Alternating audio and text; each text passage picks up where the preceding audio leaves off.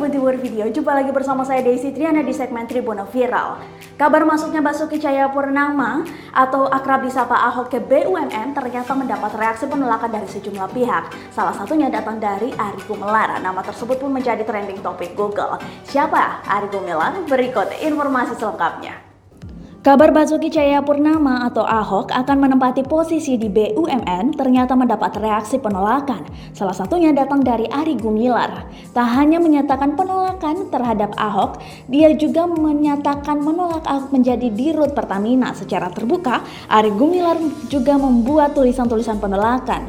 Arie Gumelar menentang hal itu, bahkan membuat spanduk-spanduk penolakan terhadap Ahok. Lantas, siapakah Arie? Arie Gumelar merupakan Presiden Federasi Serikat Pekerja Pertamina Bersatu (FSPPB).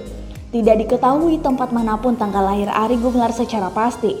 Tetapi, ia telah menikah bersama seseorang wanita dan dikaruniai beberapa orang anak. Pernikahannya tersebut telah berlangsung selama lebih dari 20 tahun.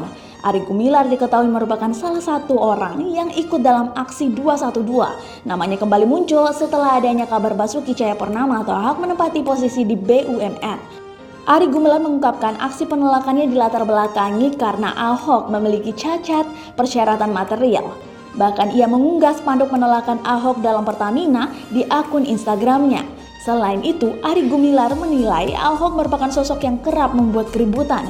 Ia mengatakan bahwa Pertamina merupakan perusahaan strategis dalam suplai bahan bakar minyak. Menurutnya, jika ada Ahok dalam jajaran petinggi Pertamina, maka bisa saja Ahok membuat keributan atau gaduh di dalamnya sehingga mengganggu pelayanan Pertamina ke masyarakat. Terima kasih telah menyaksikan tayangan ini. Jangan lupa like, comment, share, serta subscribe channel dari Tribun Timur Video. Saya Desi Triana pamit undur diri dan sampai jumpa.